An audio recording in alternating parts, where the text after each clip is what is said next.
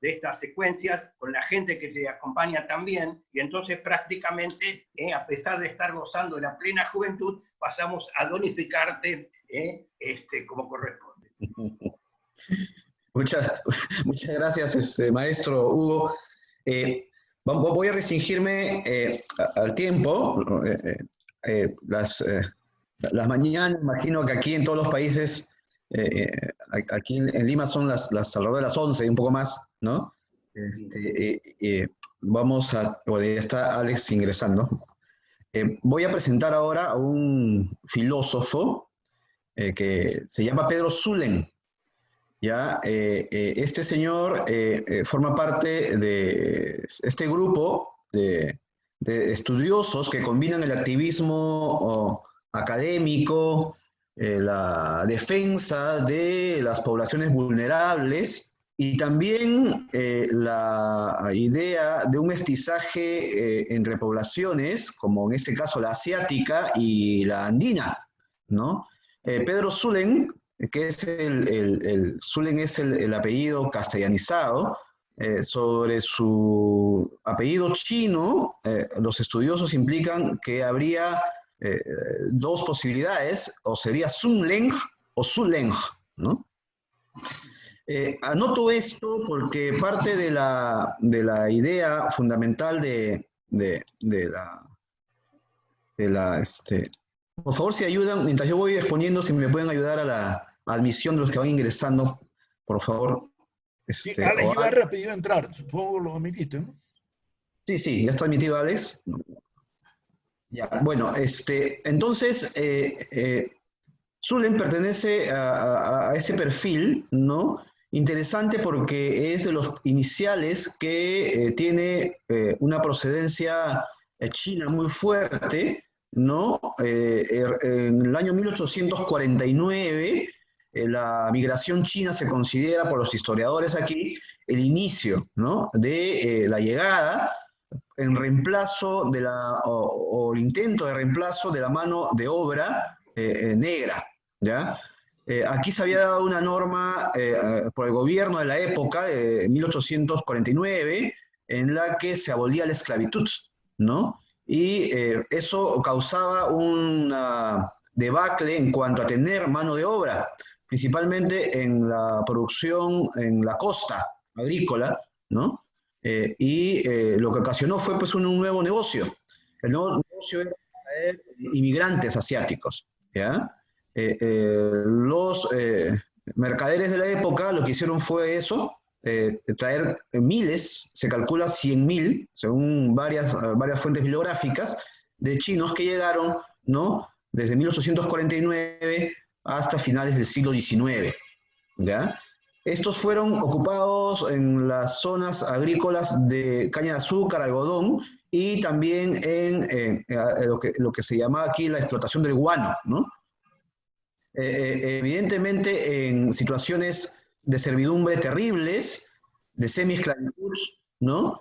Y estamos entonces ante un fenómeno social muy duro, de la cual Zulem también habló después, ¿no? Sin embargo, como yo mencionaba hace un momento, él representa uno de los primeros, si no el primero y más importante, Toussaint, que es el término que se usa para este mestizaje, ¿no? Peruano y chino, ¿no? Don Rubén, si están grabando hay que decirle al que está atendiendo que grabe, ¿no? Ya, sí, creo que lo está haciendo. Entonces, aquí estamos ante esta situación, ¿no?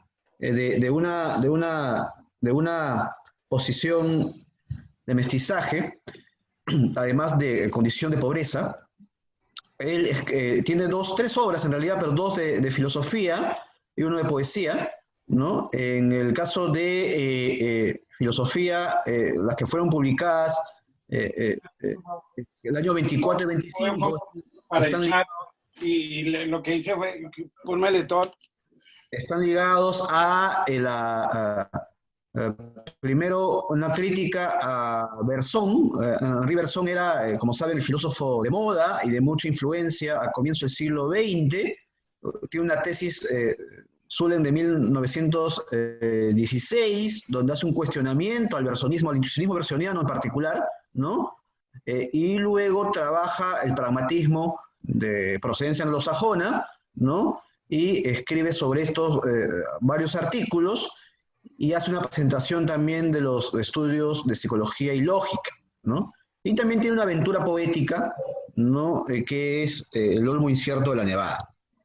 Nosotros publicamos aquí con el Congreso de la República en el Perú hace unos años, lo que con un colega de Pablo Quintanilla, que es un filósofo muy importante en el Perú, y Joel Rojas, que es un estudioso también de Zulen, y Dora Mayer, ¿no? Publicamos los escritos reunidos de Zulen, ¿no?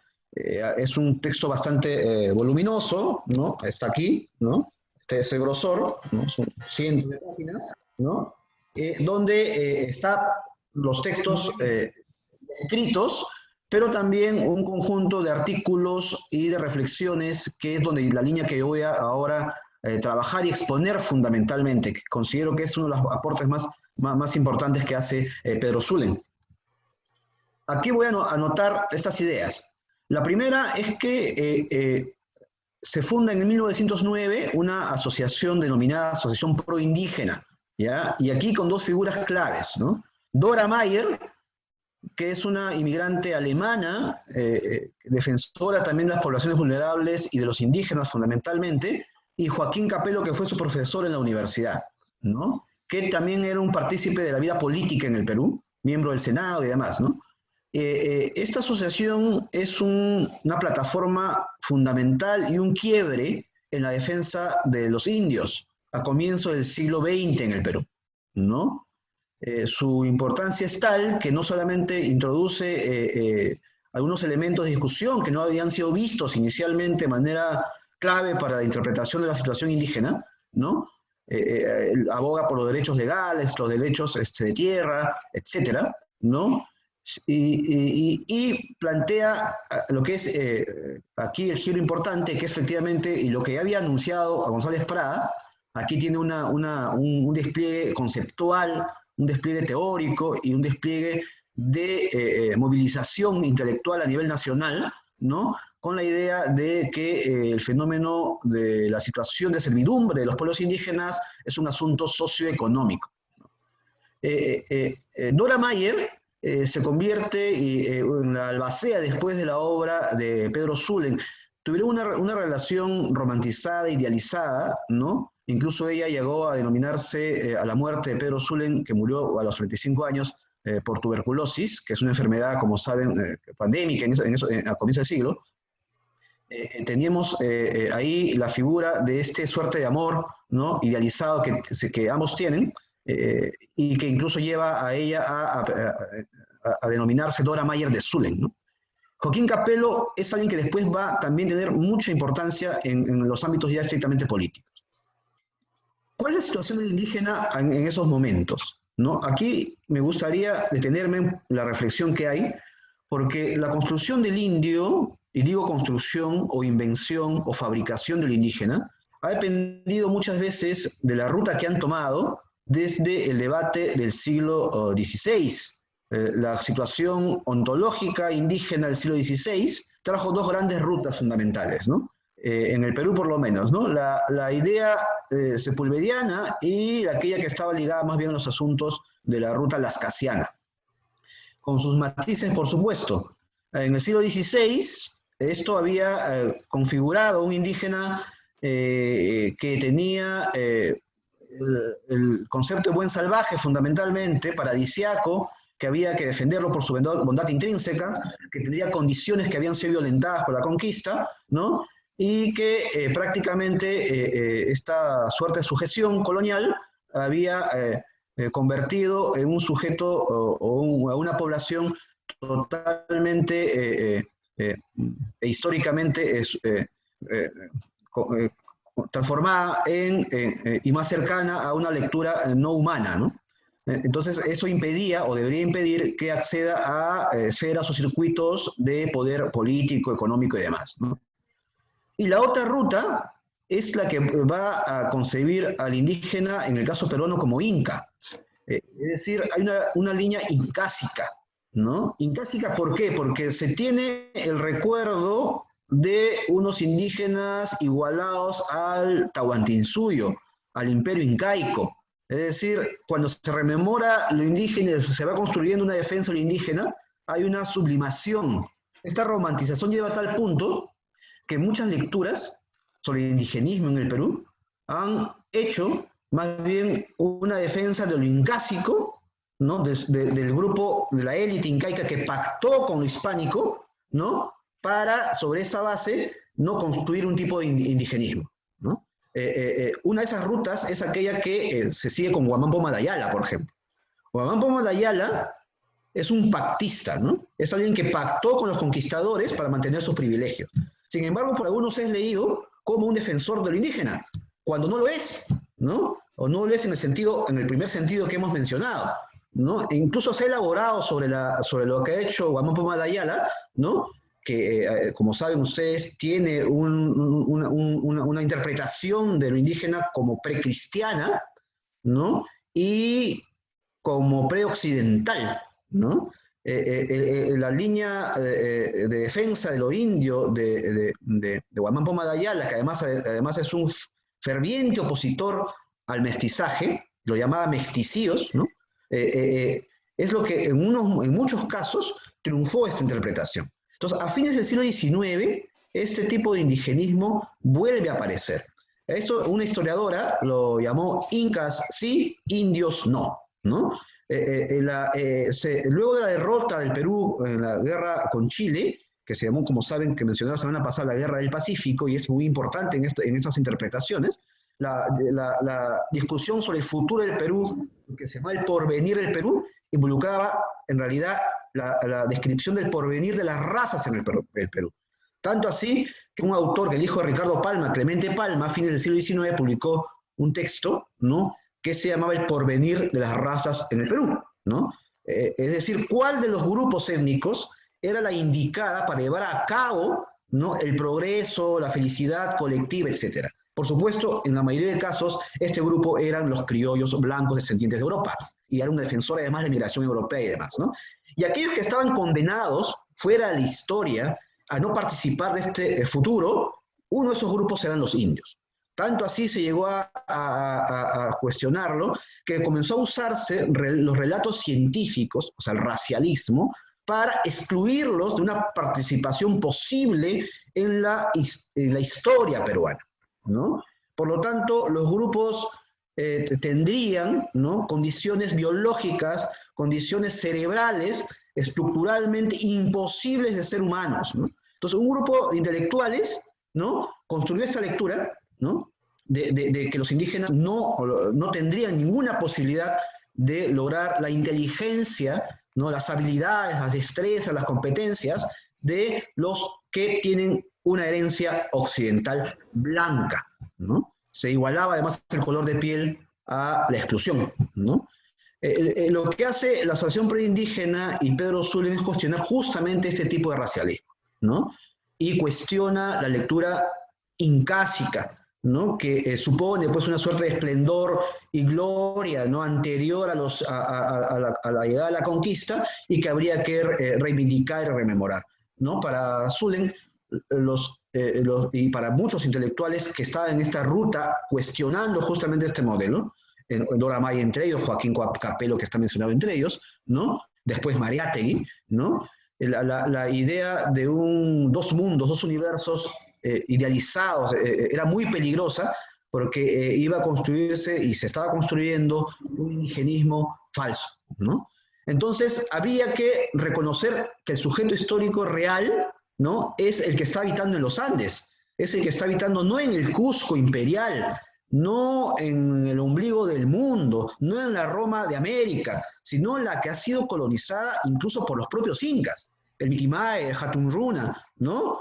Que en pocas palabras entender que también el Tahuantinsuyo, el imperio de los incas, al final era eso, ¿no? Una estructura imperial que sujetaba a las grandes masas poblacionales, ¿no?, a los indios comunes y corrientes, y que había que reconocer como sujetos históricos. Esta idea de sujeto histórico primero pasaba por aceptar que podrían formar parte, ¿no?, de este porvenir peruano, de esta república que se había fundado en 1821 y que había excluido a las grandes poblaciones. Entendiendo esto, ¿no? La de Pedro Zulem, la aventura notable, intelectual, brillante, ¿no? Ataca el punto de partida en la cual este racialismo había construido su exclusión, porque se usaban pues Gobineau, Le Bon, Guillot, ¿no? Todo este catálogo de autores que justificaban justamente esta jerarquización racial, ¿no? Y apelaba a que efectivamente la estructura de opresión o de sujeción de los indios, ¿no? Que había empezado por supuesto también en la colonia, ¿no? Era lo más importante para poder desarmar en cuanto a sus antecedentes teóricos, ¿no? Entonces hay una crítica al racialismo, hay un reconocimiento del sujeto histórico indígena como tal, repito, no el incásico, que muchas veces, por eso, cuando nosotros leemos ahora algunas interpretaciones de lo indígena en el Perú, ¿no? Apela más bien a esto, a esta línea, ¿no? Y es un defensor, ¿no? En la práctica que trabaja sobre los derechos de los pueblos indígenas a través de esta asociación, ¿no? Ya en otras líneas de su trabajo, Pedro Zulem es un partícipe muy activo también en la Universidad de San Marcos. Él hace y oficializa, porque fue un estudiante en Harvard, ¿no? Hace que la biblioteca de la universidad tenga, por ejemplo, un trabajo mucho más profesional, etcétera, ¿no? O sea, además de lo planteado ahora, es alguien que también ha impactado, ¿no? de nivel, creo, fundamental en la gestión cultural, ¿no? Es alguien que también está consciente del trabajo del intelectual real en la administración de los recursos, ¿no? Entonces no es solamente un individuo que hace una reflexión y no participa, sino participa políticamente, participa activamente y participa también como gestor cultural, ¿no? Bueno, eso es los 15 minutos que se me ha dado. Muchísimas gracias.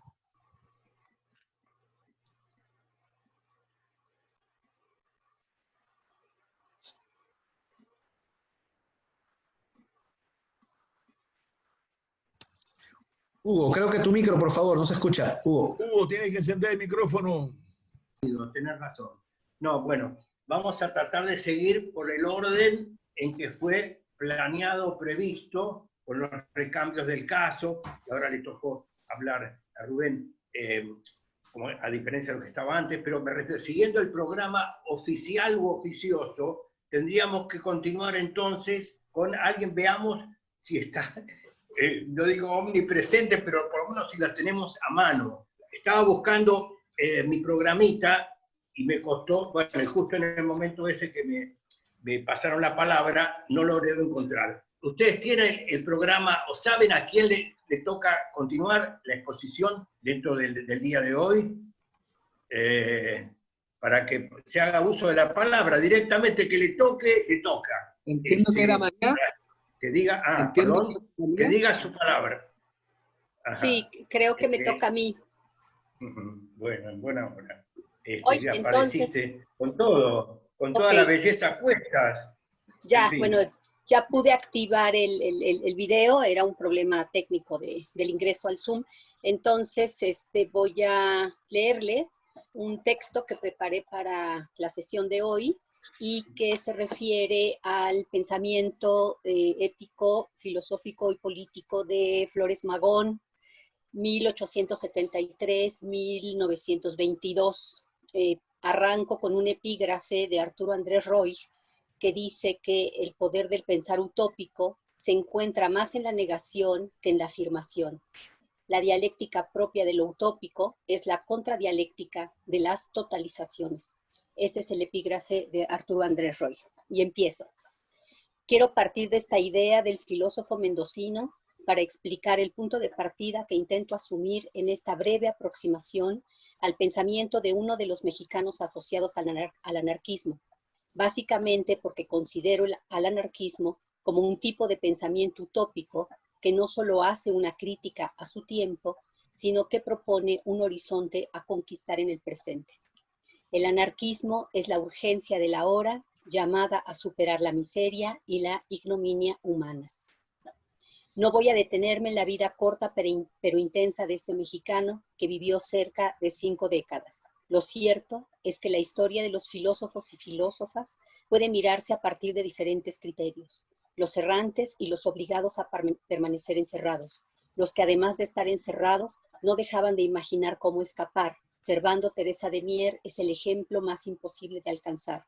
Y los que mientras esperaban salir de la prisión dejaban de escribir para ser lanzados a una nueva celda. Ricardo Flores Magón es de esta última estirpe. Quiero detenerme en 3 ideas sembradas en algunos de sus textos, tales como el derecho a la rebelión, su concepto de libertad y su horizonte utópico, lamentando no poder detenerme en demostrar lo importante que fue su pensamiento político y económico para la revolución social mexicana que tantas esperanzas despertó en amplios sectores populares y que se atesora aún en la expresión de tierra y libertad. El derecho a la rebelión, para Ricardo Flores Magón, consiste en un acto de afirmación de la vida en contra de la sumisión y la explotación que se centran en la muerte. Cito, la rebeldía es la vida, la sumisión es la muerte. Fin de la cita. La naturaleza no produce las desigualdades sociales, sino la avaricia y la violencia de unos pocos contra el resto de los seres humanos. Los rebeldes hacen avanzar a la humanidad porque no se conforman con lo que es y que quiere perpetuarse. Ejemplos de rebeldes son, para Magón, Sócrates, Cristo, Espartaco, Giordano Bruno, Thomas Müntzer y el abolicionista John Brown, entre otros, y significa ser libre y ser feliz. La libertad y la felicidad no son quimeras fantásticas. Su materialidad es la tierra, es el pan. La libertad y la felicidad son derechos de todos y de todas. El derecho a la rebelión se ejerce mediante los actos que desequilibran el orden existente, encarna el principio del desorden gracias al cual la humanidad progresa, porque la vida es lucha, es desacuerdo, es caos. El concepto de libertad de Flores Magón se ancla en la idea rusoniana de la igualdad original de los seres humanos, que no se pierde en el oscuro gris de los comienzos, sino que se experimenta en las comunidades indígenas del México profundo, que se reúnen para trabajar la tierra en común y sin gobierno. Gonzalo Aguirre Beltrán no duda en marcar en ello una idealización de la comunidad indígena, porque en ella se establecen relaciones de poder basadas en otros principios, como la habilidad para gobernar, el prestigio, la coerción y el cogobierno. Flores Magón radicaliza el pensamiento liberal al hacer de la libertad económica un derecho para todos y punto clave de la organización social y política. Esta libertad económica se basa en el derecho a trabajar la tierra y a disfrutar de sus productos. La tierra no le pertenece a nadie, lo mismo que los ríos y las minas. La libertad económica del trabajo y del consumo permitirán la organización espontánea de la vida social en comunidades que cifrarán su organización política en la autonomía. Para hacer posible la libertad económica, la autonomía y la vida en común, articuladas por la solidaridad y la cooperación, es necesario negar la propiedad privada, destruir el sistema de clases sociales y pulverizar el Estado, mediante la acción directa, es decir, mediante la expropiación y el reparto de la tierra según las necesidades de las comunidades. En cuanto al horizonte utópico de Flores Magón, puede sostenerse que es ético, político y económico. El anarquista, para el político mexicano, es un utopista, siembra ideales. Cito, sueña con una sociedad más justa, sana, más bella, más sabia, más feliz. Fin de la cita. Y es un utopista que actúa en el ahora, que no se cree la promesa del cumplimiento de la bienaventuranza en el más allá, o como resultado de las promesas del capitalismo orquestadas por la farsa democrática. Para Magón, el anarquismo es, cito, el sistema basado en la libertad económica, política y social del individuo, el sistema que se funda en la fraternidad y en el mutuo respeto, el sistema de los iguales, de los libres y de los felices, el sistema en el que solamente los holgazanes no tendrán derecho a comer. Fin de la cita.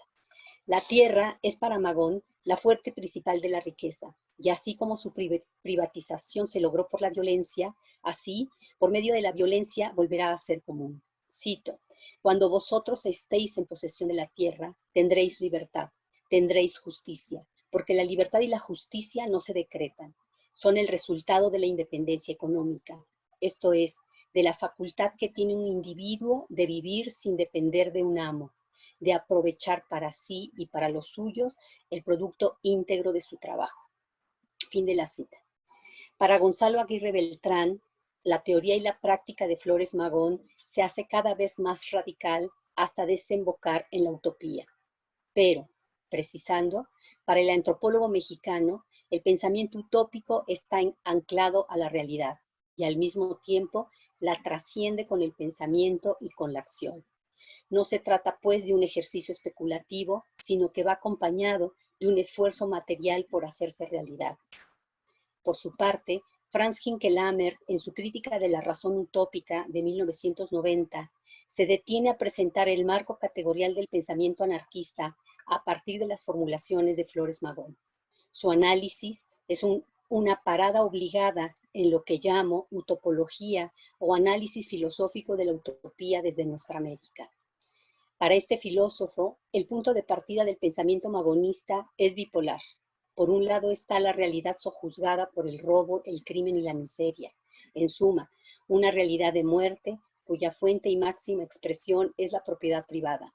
Y por otro, una realidad de libertad y felicidad plenas, basada en lo común de la propiedad, el trabajo y la satisfacción de las necesidades mediadas por la acción directa. La organización de la vida social está dada por el concepto de la satisfacción de las necesidades, acercando la producción al consumo, evitando la distribución y el intercambio mercantil. Concepto límite del magonismo es, según Hinckelammer, la libre espontaneidad de todos y todas en el trabajo, la satisfacción de las necesidades y el disfrute del ocio, sin mediación de instituciones, Estado, Iglesia y familia. El horizonte utópico de este pensamiento, es decir, el reino de la libertad y la satisfacción de las necesidades, no es posible tras la abolición en el ahora de la propiedad, es posible tras la abolición en el ahora de la propiedad privada y las instituciones que la resguardan. La mediación que lo hace posible es la voluntad que mueve a la acción directa. Y sin embargo, para Hinckelammer, esto que parece posible en la imaginación es imposible en la realidad, porque su fin supone la destrucción de las mediaciones institucionales, las del Estado, y particularmente las de la familia, mediante el voluntarismo. Para Hinckelammer, el horizonte utópico del anarquismo es producto de la imaginación trascendental, cuyo carácter ilusorio la hace imposible de realización fáctica. La única imagen que se acerca a este horizonte límite es la fiesta caracterizada como, cito, un encuentro sensual, comida, bebida, baile, sueño, que pasa por debajo de cualquier norma social y sobrepasa la desigualdad y la propiedad privada. Es un reconocimiento festivo a través de la alegría. Fin de la cita. Y el encuentro entre sujetos, además, que se reconocen como sujetos. Esto es lo importante de ese horizonte límite de la fiesta. La imaginación trascendental asume al sujeto como sujeto vivo, pero como sujeto trascendental, es decir, como condición de posibilidad del sujeto real que aspira a disfrutar la libertad plena. Cito, no es la descripción de la vida humana sin necesidades, porque sería equiparable a la muerte, sino que se trata de la posibilidad de satisfacer las necesidades de cada cual a su antojo y plenamente. Fin de la cita. Se trata, en palabras de Hinckelammer, de una plenitud en cuya imaginación no cabe ninguna institucionalidad, ni dinero, ni Estado, ni matrimonio. No es ni competencia perfecta, ni planificación perfecta. Es la espontaneidad del reconocimiento de todos los sujetos que no es pensable, sino dentro de una imaginación de una naturaleza fluida, amiga del hombre. Esas son citas de Hinckelammer. Cuando Hinckelammer asocia este contenido del pensamiento magonista a la imaginación utópica, levanta una barrera en su factibilidad, porque para él se puede imaginar, pero no realizar, a pesar de que las imágenes de esa experiencia de reconocimiento y satisfacción de las necesidades de libertad y felicidad acompañen a la humanidad a lo largo de su historia. Una tierra sin la muerte resume el alcance de la imaginación trascendental del pensamiento anarquista, y la tierra sin la muerte es, para Hinckelammer, fácticamente imposible. Si bien Hinckelammer recupera el profundo humanismo del anarquismo magonista, su horizonte utópico es imposible de realización fáctica. No obstante, para Ricardo Flores Magón, se trata de conquistar el derecho a la vida mientras haya vida. Aquí queremos regresar al epígrafe de Arturo Andrés Roig en cuanto a que el poder del pensar utópico consiste no tanto en la afirmación o en la realización de sus contenidos, sino en la negación, en la destotalización de las formas naturalizadas del poder y la opresión en turno, en movilizar las fuerzas contenidas de los pueblos por tener una vida más digna y más justa, y en la afirmación de que otros mundos son posibles. Esto lo ilustramos con el llamado radical de Tierra y Libertad que Flores Magón impulsó justo en medio de la contienda armada contra el régimen de Porfirio Díaz. Tierra y Libertad es así la crítica más radical al latifundismo, es decir, a la alta concentración de tierras en manos de muy pocas familias, la mayor parte de ellas extranjeras en el territorio mexicano, y toda su secuela. La innovación histórica frente a las haciendas y el latifundio fue elegido, es decir, no poseerse, pero sí disfrutar sus beneficios, asentando con ello otra relación tensa y contradictoria entre el Estado mexicano y los ejidatarios que encarnan esta figura jurídica y que ya cumplió en México 115 años. Es decir, aún suponiendo que el ejido fue la estrategia política para desmovilizar la potencia crítica del proyecto magonista y luego zapatista, la exigencia de tierra y libertad sigue convocando a los pueblos indígenas cuyo vínculo con la tierra escapa a las lógicas del poder del Estado liberal y del capitalismo en su fase transnacional, monopolista y extractivista actual, porque tiene el poder utópico de destotalizar las estructuras del poder estatal y los poderes económicos fácticos. Para concluir esta aproximación filosófica al pensamiento anarquista, podemos subrayar que este postula el derecho a la vida y a la rebeldía como principios éticos de la dignidad humana y como motores de la historia. Principios que sustentan la posibilidad de reunir las fuerzas de la razón y de la voluntad para transformar la realidad mediante la acción directa y creativa.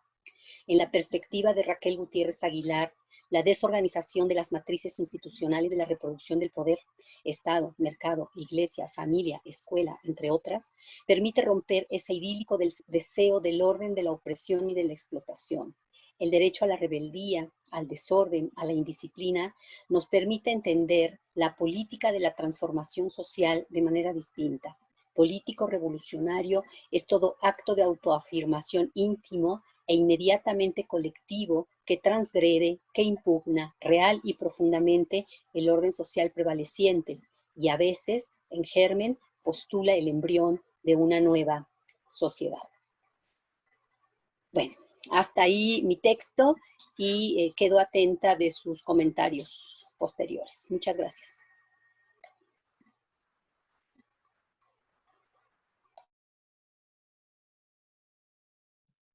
Bien, creo que era mi turno en la programación, Hugo. Estás silenciado. Indicar el derecho a la voz propia en espacios de esta magnitud, por otra parte. Así que adelante con los faroles. Ya. Bien, buenos días a todos. Disculpen el retraso. Yo voy a hacer lectura de un texto que publiqué ayer en el ciudadano.cl que se llama Indio, Tierra y Memoria en la filosofía americana de Gabriela Mistral. Bien, los estudios sobre la figura intelectual de Gabriela Mistral han crecido en lo que llevamos de siglo. ¿Ya? Es una autora que está siendo muy estudiada. Las investigaciones han ido más allá de las conocidas desde la crítica literaria, de autores como, por nombrar algunos, ¿no? Roque Esteban Escarpa, Jaime Quesada, Luis Vargas Saavedra y Naín Nómez, entre otros. Las investigaciones más recientes se han enriquecido desde la perspectiva de los estudios culturales, ya no solo desde la crítica literaria. Y por nombrar aquí algunos, menciono el proyecto de Lucila del año 2005, de Ana Pizarro, uno más antiguo, ¿Qué dirán que está en la gloria?, de Grino Rojo, del año 97, y distintos artículos de, principalmente voy a citar a Soledad Falabella a partir de lo que ha hecho con el poema de Chile. Algo menos observado ha sido el interés que han puesto algunos filósofos chilenos en la obra de Mistral. Por ejemplo, para Jorge Millas y Luis Oyarzún es una suerte de sibila a la cual acuden constantemente, visitándola cuando pueden. Son recordados los discursos de Oyarzún en los funerales de la poeta. El filósofo Juan Ribano, en uno de sus principales textos críticos de la década del 60, le toma prestada la frase clase herodiana para referirse a los que están al servicio del colonialismo. Me atrevo a decir que los mayores trabajos filosóficos sobre la poesía de Mistral son De árboles y madre, de 1984, del filósofo Patricio Marchán, y Soberbiamente transgresora, del año 2005, de Susana Múnich. Marta Contreras, crítica literaria, ha afirmado que Gabriela Mistral es nuestra madre poética. Yo me atrevería a ir más lejos y nombrarla como nuestra madre intelectual. Siguiendo lo afirmado por Contreras, cito las palabras de Contreras: Chile tiene una madre poética, cuya escritura misma es el nido o suelo en el que se cría su vida. Cierra la cita. En lo que sigue señalaré algunas ideas mistralianas relevantes para los debates al interior de la filosofía de nuestra América, del indio, de la tierra y la memoria. La cuestión en torno al indio es paradojal, dada su valoración por la lengua hispana, aunque en esto es similar a autores como Vasconcelos y el mismo Mariátegui. Ciro Alegría la ha reconocido como una hermanastra mestiza. Mistral es solidaria en la denuncia de la y es consciente del reconocimiento a su dignidad. En sus palabras, la cito: antaño, sobre este planeta, estaban las poblaciones y las razas acampadas en los solares de sus antepasados. Eran unos asentamientos donde sus descendientes se congregan por plan, lengua y costumbre, hasta que las invasiones por ganas de más tierra ajena daban el zarpazo agrimensor. Cierra la cita. En otro texto de 1931, yo estoy usando unos textos de Mistral que se llaman Los Recados, ¿ya?, que están compilados, parte de ellos, la compilación que hace Luis Vargas Saavedra. En un texto de 1931 dice: sea lo que sea, el español prefirió la conquista a la fundación y la fundación urbana al establecimiento rural y el laboreo de la mina al lento logro del surco. Cierra la cita. En otro texto que se llama Celebración del 12 de octubre en las Antillas, del año 33, dice lo siguiente: quien viaje por nuestra América Central y Sur verá al indio puro y al mestizo por doquiera. tan presentes y abundantes que hay zonas donde el blanco parece lo que es, un afuerino o un invasor. Cierra la cita. Una referencia más al respecto. En Recado sobre el erodismo criollo a la infancia del año 41, la cito: para el continente padre del racismo, no tenemos nosotros semblante racial honorable y tampoco espinazo uno de león.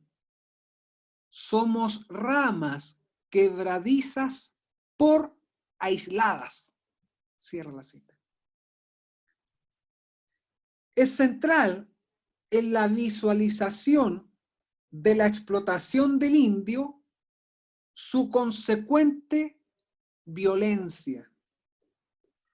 Así lo expresa en Hija del Cruce, del año 42. La cito, esta cita es un poco más larga. Quemaban sus copales precolombinos sobre las gradas de la iglesia española, sahumándola en indio antes de entrar a rezar en castellano. ¿Acaso Dios, que no necesita de templos ni de sacrificios mosaicos, va a rechazarnos si le rezamos en maya o en quechua? ¿Y va a exigirnos apariencia en vez de esencia? Él, que ve recto a los corazones. Cierra la cita. Una de sus principales ideas políticas, además de la educativa que bien ha estado difundida, o la en torno a la defensa de la mujer, que es otra de las ideas muy difundidas de la Mistral, también la de la infancia, es el agrarismo.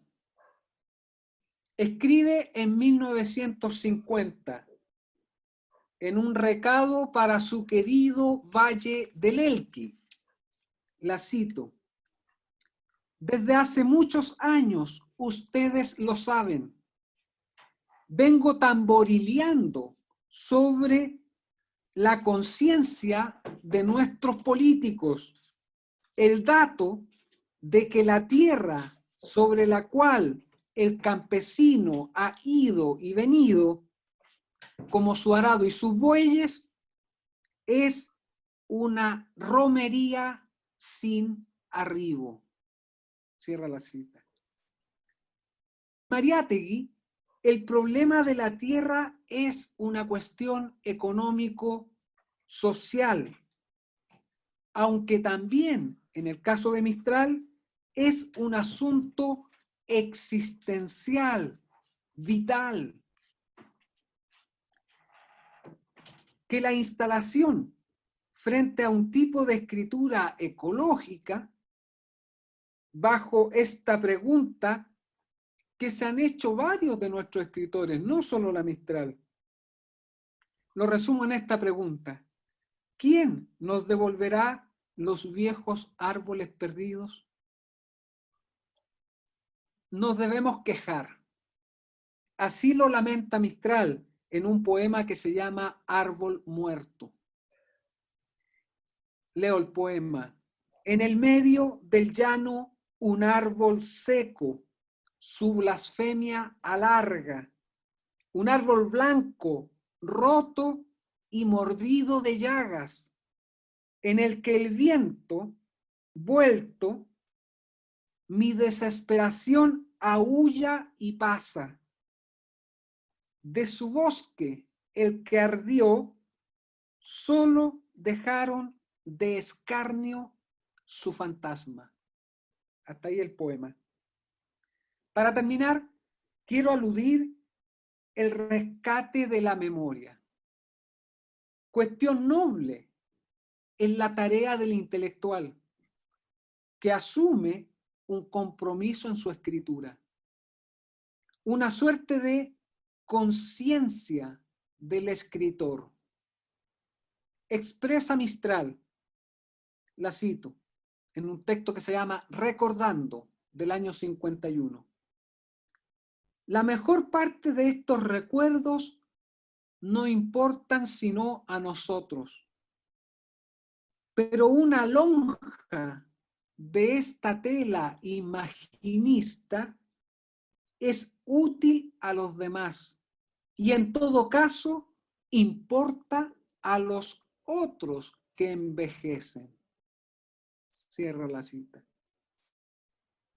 El trabajo memorístico, que a veces nos parece propio del historiador, es una función colectiva a la cual se contribuye desde distintos registros de escritura. La lengua propia la tenemos para construir realidades y para construir pueblos. Hasta aquí mi lectura. Bueno, seguimos avanzando a paso redoblado, como los granaderos del Ejército Libertador. Bueno, ahora justamente vamos a escuchar al joven Gama, pensando en la juventud, por cierto, en los términos en que han pensado más de algunos de nuestros filósofos. No hablemos de lo nuestro relativo, ¿no? Pero no deja de extenderse como juventud aquel que tiene ideales. Y mirá si Pablito no anda con sus ideales a cuestas debajo de la boina, por lo menos, ¿no? Bueno, adelante entonces, señor. Sí.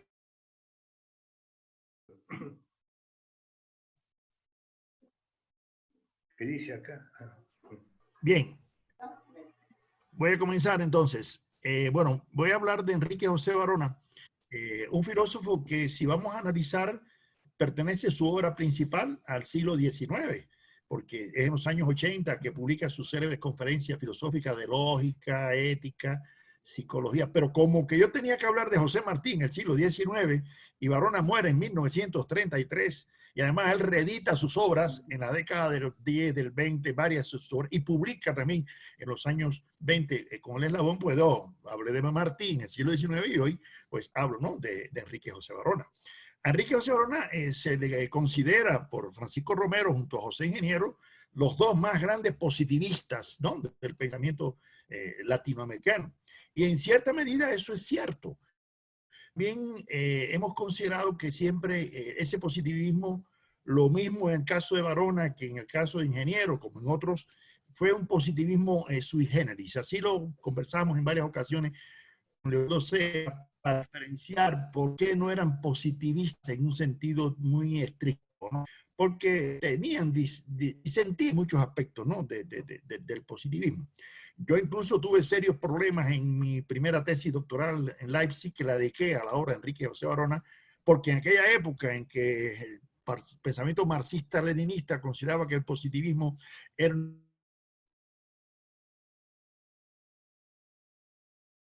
una filosofía del imperialismo, etcétera, pues no, mira, yo ir a defender que Varona, siendo un positivista, no era eso, que era un hombre progresista, liberal, laico, materialista, en el sentido de su postura, incluso, que pues me costó un poquito de trabajo, lo logré. Y pude al fin defender, por eso José Mora me escribió al poco tiempo pidiéndome autorizar la traducción de mi tesis, que estaba en alemán, al inglés para publicar una parte en el Philosophical Index de la Universidad de Ohio, y luego le incorporó ahí la referencia en el diccionario de filosofía. Para los posibles interesados, yo les puedo ofrecer por correo electrónico lo que me escriban, este tomo donde está publicada prácticamente mi obra de la tesis doctoral completa, y el prólogo que va a salir ahora de los 10 tomos de las obras completas de Enrique José Varona en Cuba. La obra de Varona filosófica, en primer lugar, impresionó mucho a los habaneros del siglo XIX, porque Varona era un autodidacta camagüeyano, era de provincia, ¿no? Y llegó a La Habana y dejó a todo el mundo perplejo, conocimiento de lógica, de epistemología, de ética. Y sobre todo, Varona se distingue porque es una continuidad del pensamiento filosófico cubano de Varela, de Luis y Caballero, ¿no es así? Y sobre todo en cierto el del cual ya hemos hablado, que tuvo alguna influencia por jesuitas mexicanos del siglo XVIII, Francisco Javier Clavijero, Benito Díaz de Gamarra y otros que pasaron por La Habana y tuvieron una postura muy abierta a todas las corrientes filosóficas. Por eso Varona decía, porque sé que el edificio de la verdad humana se ha de cimentar sobre los escombros de muchos sistemas y a los precursores basta haber indicado un nuevo camino antes no seguido o haberlos llevado a la crítica a dominios no explorados. Es decir, él partía del presupuesto, en primer lugar, con un absoluto optimismo epistemológico, y en eso se diferencia del agnosticismo de Spencer o de Comte y del fenomenalismo, de que no, de que la filosofía, que es ante todo método, y en eso yo creo que la filosofía moderna o de José de la Luz y Caballero, que lo más importante en el filosofar es el método, ¿no? El método. Y por eso dice Varona que mientras la lucha de las opiniones es cada día más encarnizada, el acuerdo en los métodos va siendo cada día un hecho más próximo a realizarse. Y es que por fin hemos llegado o nos aproximamos a la posición de esta verdad, que parece rudimentaria. El espíritu humano podrá diversificar hasta lo infinito sus concepciones, pero en su modo de funcionar tiene que ser fundamentalmente idéntico.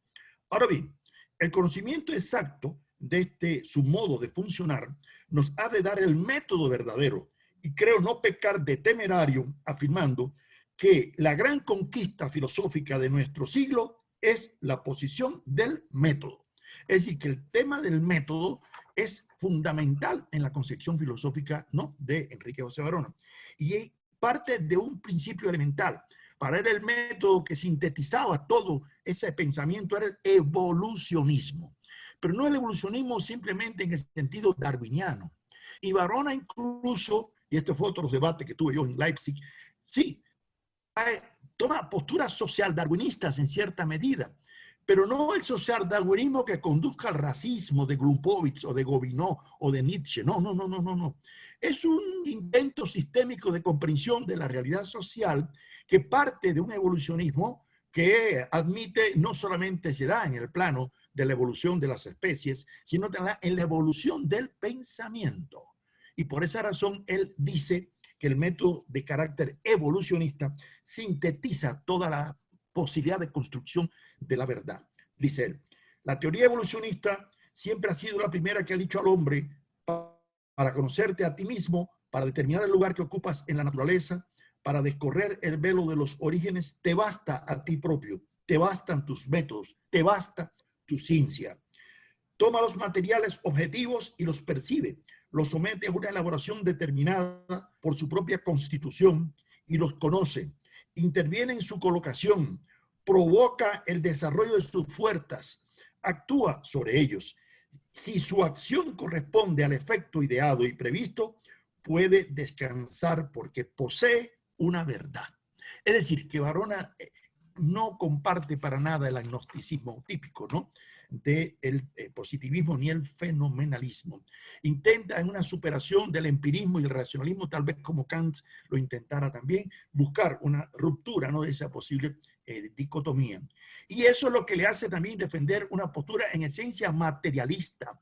Y por eso se opone a todas las religiones, porque para él, ese sí es un ateo total, no es simplemente un laico o un anticlerical. Aparte de ser anticlerical, era un total ateo.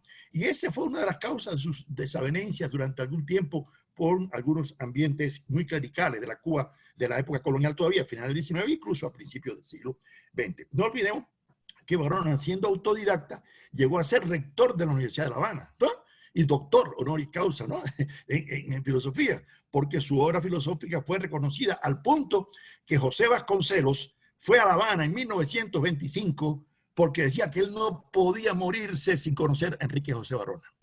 O sea que el gran filósofo mexicano fue hasta La Habana para conocer la obra directa, ¿no?, de Varona. Ahora, en Varona ese evolucionismo lo lleva a unas posturas cada vez más radicales, pero hay un fenómeno interesante que tiene que ver con la evolución del pensamiento de Varona. Y es que Varona, si bien admite que en el positivismo se formó inicialmente, empieza a ver las fallas del positivismo, igual que lo había visto Martí, con el cual polemizó, como ya les dije en la clase anterior, y se da cuenta de que el positivismo es un hiperracionalismo, que no toma en cuenta los factores emotivos, eróticos, estéticos, los sentimientos, las pasiones. Y en cierta medida, cuando vemos la obra de Varona de los años 20, con Eslabón, por ejemplo, ¿no?, que son aforismos, ya no escribe la obra sistémica de lógica, de epistemología, de psicología, que además es una de las primeras obras de psicología evolutiva. En la nueva edición que hace en los años 20, como curso de psicología para su curso en la Universidad de La Habana, los evolutivos que la generación antipositivista de Rodó, Pedro Enrique Ureña, Caso, Vasconcelos, van a revitalizar, es decir, el papel del sentimiento. Y por eso, dice Varona, el hombre no puede, por tanto, sustraerse al determinismo, pero sí puede, en cierto modo, educarlo y guiarlo, que es aquí vencerlo. No es un autómata, mas para no serlo, se necesita cultivar tanto la inteligencia como el sentimiento. La educación es su verdadera redentora. O sea, pero una educación no que estimule solamente el culto a la ciencia. Varona tiene una absoluta confianza en la ciencia, pero también en factores de carácter emotivo, y por eso también cultiva la poesía. Yo tuve la oportunidad de entrevistar a la hija de Enrique José Varona en el año 1972 y me contaba cómo ella lo acompañaba junto a José Martí, a Rubén Darío y a José María Vargas Vila por el muelle de Nueva York, ¿no? Y declamándose poesía. Además, tuve la suerte de encontrar la biblioteca extraviada de Enrique José Varona, que se la habían llevado de su casa en el año 33, cuando su muerte, y estaba en el antiguo almacén de la sociedad. Nadamente se pudo recuperar esa biblioteca con muchos manuscritos que yo publiqué después en la primera edición de un libro que hice en el año 86 con Edel Tussell, y ahí publicamos muchos de los manuscritos de Enrique José Varona. Ahí encontramos, en primer lugar, algo que nos impresionó, y es que Varona, claro, era un políglota, incluso él llegó a La Habana siendo profesor de alemán, de inglés, de francés, de italiano, de griego y de latín. Así llegó él a La Habana en los años 80, ¿no?, como profesor de idioma. Y en sus bibliotecas encontramos obras de Marx y de Engels, porque Varona conoció, claro, lo que se podía conocer en este momento, a final del 19, principio del 20, y llegó a decir que el marxismo era la exageración de un principio cierto, de que los factores económicos determinan la sociedad, pero no son los únicos. O sea que, sin conocer la carta de Engels, coincide en que realmente no hay un determinismo económico, pero sí el factor económico es, ¿no?, esencial. La otra cosa importante en toda la obra de Varona es que, siendo un hombre que coincide con el darwinismo social, no admite el racismo. Se opone abiertamente al racismo. No olviden que en Cuba la esclavitud se abolió en 1886. O sea que Varona empieza su conferencia filosófica en plena época, ¿no?, en que la esclavitud se mantiene. Y él, siendo profesor, dice: he tenido alumnos negros, nunca he visto diferencias de inteligencia con mis alumnos blancos, al contrario, ¿no? Y es un crítico profundo, ¿no?, del racismo. Y es un crítico, además, es un reivindicador, a pesar de que los españoles en Cuba no nos dejaron un indio casi ni para muestras, ¿no?, pero sí de la importancia de lo indígena, y en eso coincide con José Martí, de que América no se salvará hasta que no se desestanque, ¿no?, la sangre cuajada del indio. Pero además, hay en la obra de Varona algo importantísimo, y es que, siendo un hombre liberal en su pensamiento político, incluso fundó el Partido Conservador en 1902, llegó a ser vicepresidente de la República, ¿no?, en 1914, pero es un hombre que está muy atento a lo que está sucediendo en el mundo, y se da cuenta, en primer lugar, porque vive en Estados Unidos, ¿no?, Martí lo llama para que lo sustituya en la edición del periódico Patria, que organiza la independencia de Cuba y Puerto Rico, porque en esto Varona también es un antiimperialista marcado. Un hombre que ve junto a José Martí la amenaza, que es lo que significa, ¿no?, Estados Unidos, y por eso mantuvo una solidaridad. Fue presidente de la Sociedad de amistad de Cuba y Puerto Rico y recibió a Pedro Albizu Campos, ¿no?, en su casa en La Habana. Pero además fue un hombre de un latinoamericanismo profundo, arraigado y de una crítica visceral a los Estados Unidos. A Varona se le critica una cosa, los que no conocen algo. Cuando se produce la intervención norteamericana en Cuba en 1898, Varona está en Nueva York y se pone a las órdenes del interventor norteamericano, ¿no? Algunos lo van a criticar y él dice, no, y lo ponen de ministro de norteamericano. ¿Y ustedes saben por qué lo hace? Dice, porque nosotros tenemos que demostrarle a los gringos que somos capaces de gobernarnos, que no hace falta que vengan, ¿no?, a gobernarnos. Y estuvo 3 años hasta que logra incluso, y por eso no pudimos quitar la enmienda Platt que podría permitir la intervención de las tropas norteamericanas, ¿no?, en Cuba. Y por eso Varona tiene una postura en contra de la dictadura de Machado y es el líder de la juventud que se enfrenta a la dictadura de Machado junto a Julio Antonio Mella. Y cuando cae la dictadura de Machado, en agosto de 1933, Varona está agonizando y ya a los 2 meses le dice al médico, mire, déjeme morir tranquilo, ya yo puedo morir tranquilo, se cayó la dictadura de Machado. ¿Así? Ahora, Varona empieza a publicar ya una serie de artículos que tienen que ver con su ruptura ideológica. Y no es que quiera Varona yo convertirlo en un militante del Partido Comunista de Cuba, ¿no? Como un amigo una vez allá en Atlanta, en un congreso, me dijo, no, porque tú quieres que Varona ya darle el carnet del partido. No. Yo lo que digo es que Varona era un hombre de una profunda autocrítica del capitalismo, abiertamente del liberalismo. Y primero admiró profundamente a Lenin y admiró la Revolución Rusa, igual que lo hizo Ingenieros, ¿entiendes? Y sabía que el capitalismo, llega un momento que publica una carta que dice, en 1930, el capitalismo pasará, el fascismo pasará, el imperialismo pasará. El socialismo, nada más alejado a mis ideales liberales, pero reconozco que atemperado a sus particularidades, a la larga se impondrá en la historia. Vamos queriéndolo o sin quererlo hacia el socialismo. Y eso está publicado en el periódico El País de La Habana en 1930. Yo no tengo la culpa que Varona haya dicho eso, ¿no? Ya esa cita me la sé de memoria, porque he tenido que repetirla en varias ocasiones. Pero miren esta que es más o menos lo mismo. Dice, en ocasiones me figuro asistir a la apocalíptica destrucción del mundo, la cual predice el alumbramiento de otro orden social muy diverso. Los poderes públicos elevados sobre las mismas ideas en que se había nutrido mi espíritu parecen tocados de vértigo y lanzados unos contra otros en una colisión tremenda en que han de salir destrozados.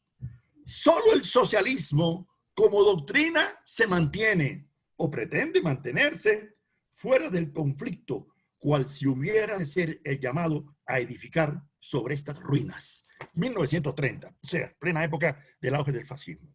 En definitiva, Varona evoluciona ideológicamente, al menos dándose cuenta del fracaso del liberalismo y de que el socialismo significa una nueva opción. Y por eso se convierte en un mentor de las nuevas generaciones revolucionarias que derrocan la dictadura y por eso se enfrenta directamente a la intervención norteamericana en Cuba.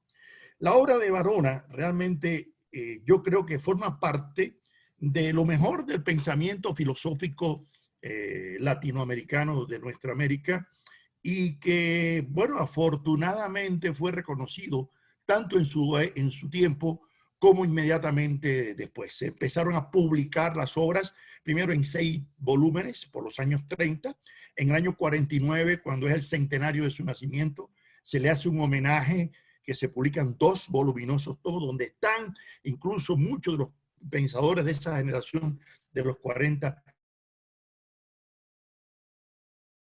¿No? Hay incluso filósofos como Leopoldo Sea, Mino Quesada, todos escriben sobre la obra, ¿no?, de Enrique José Varona. Y después de la Revolución Cubana se han hecho varios estudios de estudiosos sobre el pensamiento económico, filosófico, político, Varona en la psicología, Varona en la pedagogía, una magnitud extraordinaria. Por último, les confieso que yo en los años descubrí Y ese fue el que me llevó a proponer el proyecto de la condición humana en el pensamiento latinoamericano del siglo XX, que está en internet, lo pueden ver, ¿no? Hay trabajo incluso de Hugo ahí. Porque Varona, siendo un positivista en su formación, se opone a una naturaleza humana, a que haya una determinación ciega por factores biológicos. No, para Varona el ser humano es un producto de las condiciones sociales, de la educación, de la cultura, del arte, ¿no? Y yo creo que Varona en eso no es una excepción. Yo creo que esa es una tendencia general en el pensamiento filosófico cubano y latinoamericano. Esa confianza en la perfectibilidad humana, en el progreso del humano, en la evolución del humano, en la cultura como un grado de emancipación y de libertad. Y eso creo que podría ser una conclusión de este curso cuando terminemos de ver a otros pensadores que vamos a ver en los próximos días. Eso es todo. Bien hecho, bien hecho, bien hecho, bien hecho. Bien. Bueno, vamos a tener que ir cerrando la lista de oradores, pero no el uso de la palabra, por cierto. Entonces, voy a tener que hablar, por suerte, no de mí mismo para ustedes, sino de otro pensador, fundador, de alguna manera, de la llamada filosofía latinoamericana o en América Latina, etcétera, etcétera, con todo lo que hoy en día puede discutirse esa categorización, no de la normalidad, bueno, en fin, de atribuirse demasiadas por ahí virtudes excluyentes de todo lo que ha habido en forma previa, ¿no?, a esa especie de declaración de la obra filosófica americana a partir, bueno, de los años 40 en adelante. Bueno, yo me voy a referir entonces a uno de los patricios de este movimiento filosófico nuestro americano, fue Alejandro. Y vamos a seguir al resto, variar demasiado. En todo, pues, de varios están, por lo menos por escrito, son más difíciles de defender por ahí en este caso. Bueno, empezamos.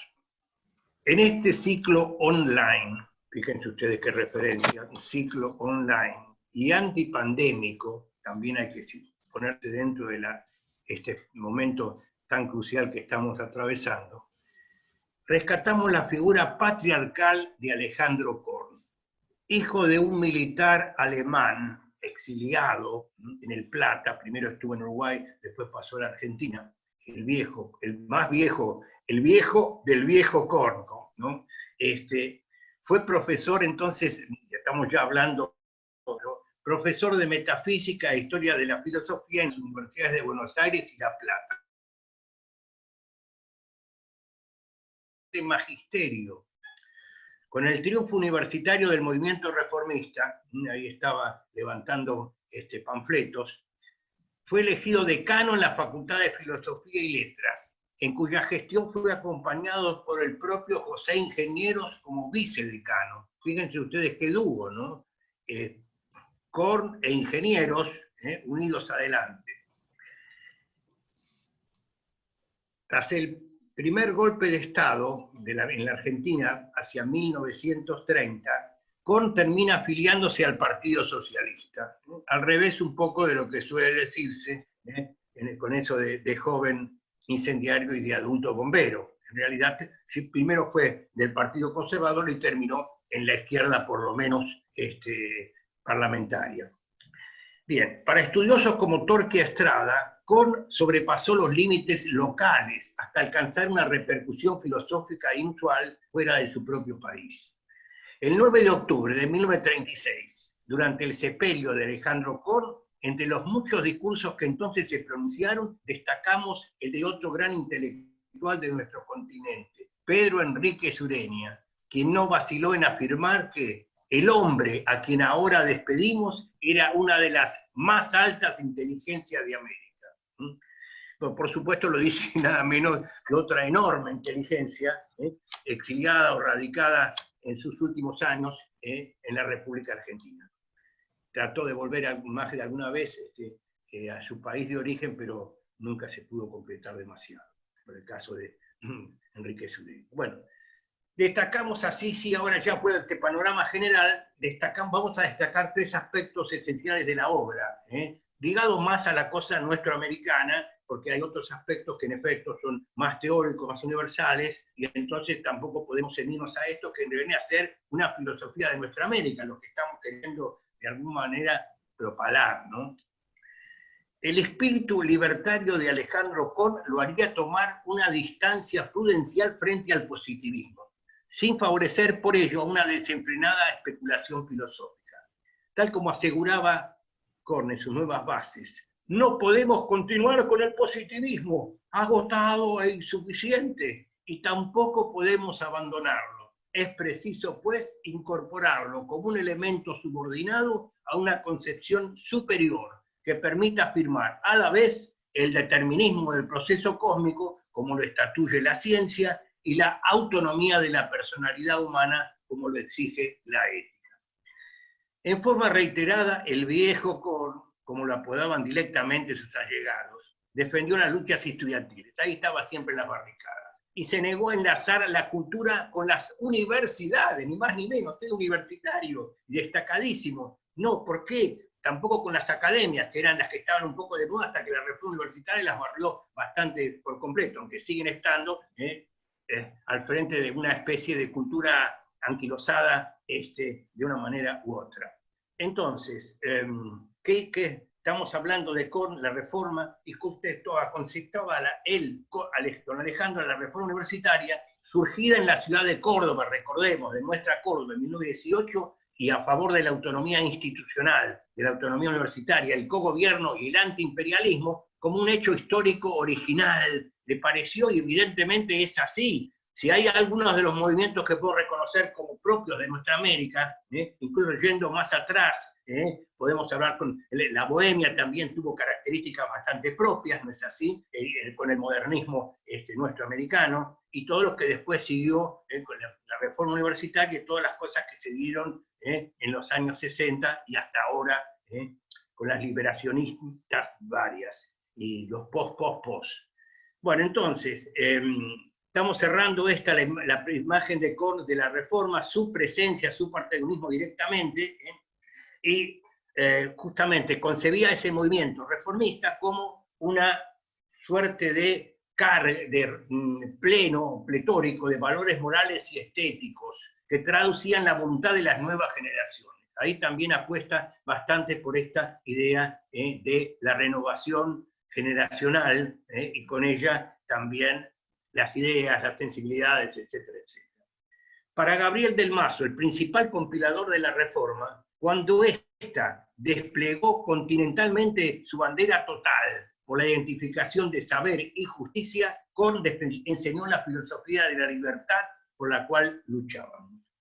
Bueno, ya estamos como para entrar en una parte bastante medular, que es esa obra que llevó tanto tiempo de completar por parte de Korn, cuyo título final fue Influencias filosóficas en la evolución nacional, en la cual el propio Korn se propuso, citamos casi textualmente, contemplar al pie de la esfinge y al margen de los intereses y pasiones cómo se despliega y se repliega la trama de las ideas.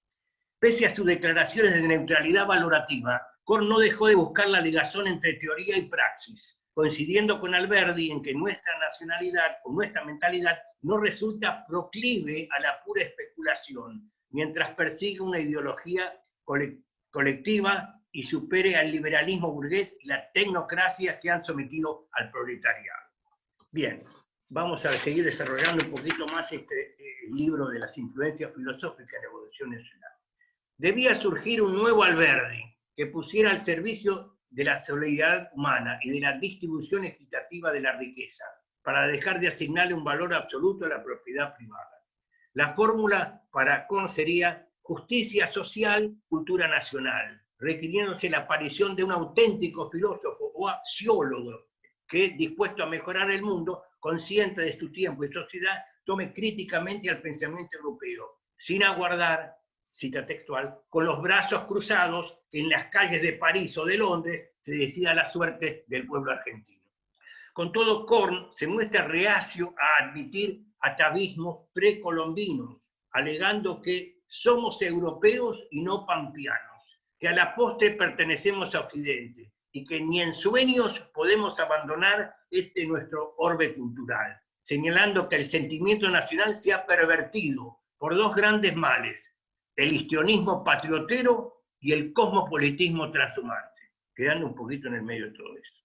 Marginado el componente aborigen, como dijimos, los atavismos precolombinos, nuestra peculiaridad radicaría en adaptar el pensamiento europeo e imprimirle nuestro sello específico. Y ahora la cita, al solo efecto de disponer de la totalidad de las nociones que pueden concluir a resolver los problemas nacionales.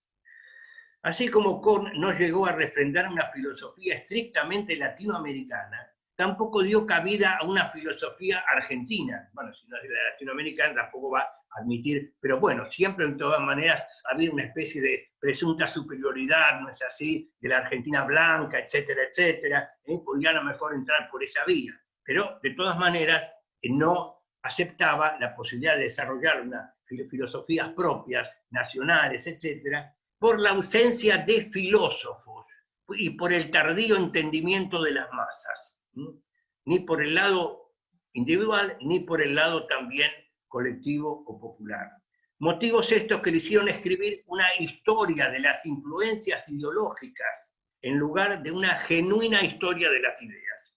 Ideas propias porque negaba de que hubiese ideas de ese carácter oriundo, vernáculo, etcétera, y que en todo caso se trataba de asimilar o de readaptar lo que venía de la cuna greco-helénica, greco-latina, digo. Bueno, motivos estos que le hicieron escribir una historia de las influencias ideológicas, como dijimos, en el lugar de una historia de las ideas.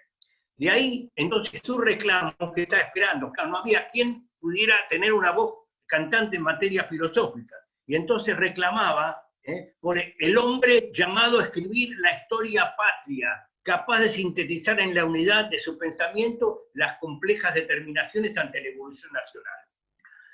Un hombre ante el cual Korn decía, de alguna manera también, textualmente, de que sentirse él personalmente, si aparecía una personalidad filosófica de esa magnitud, estaba dispuesto a inclinarse, a ajustarle el cordón de las sandalias para que emprenda la marcha victoriosa. Bueno, ese portento humano podría hacer que la Argentina ocupara un sitio menos insignificante en la cultura universal. Tan solo a su amigo Francisco Romero se permitió adjudicarle el talante suficiente para manejarse dentro de las complejidades y exuberancias disciplinarias. Bueno, en efecto, una unidad bastante fuerte. Romero vamos a hablar ya en la sesión semanal siguiente. Pero de todas maneras podemos hacer una matiz al respecto de la imagen que estamos dando del propio Korn. Más allá de que Korn haya enfatizado su falta de pertenencia a la grey de los americanistas, igual reconoce el valor filosófico del quechua, por ejemplo. Fíjense, de curiosidad. Anticipándose en una centuria, 100 años antes de 1922, a lo que hoy aparece planteado en obras como las que compilaron Dussel y otros bajo el rubro pensamiento filosófico latinoamericano, en el cual no solo está el quichua, reivindicado por el propio Korn, sino otras filosofías, no pensamiento, filosofías como tales, primigenias, pero filosofías, como la maya, mapuche, guaraní y otras. Para concluir, cabe resaltar algunas proposiciones kornianas, como su visión de la cultura nacional, ligada no solo al intelecto, sino también al dominio sociopolítico y económico, como buen socialista, por cierto. Sus ideas de trabajo en tanto elemento creador y la de un pueblo orientado hacia la construcción de la democracia. Se visualiza al Partido Socialista como la fracción más idónea para encauzar esos ideales desde el punto de vista ético y pedagógico, al tiempo que se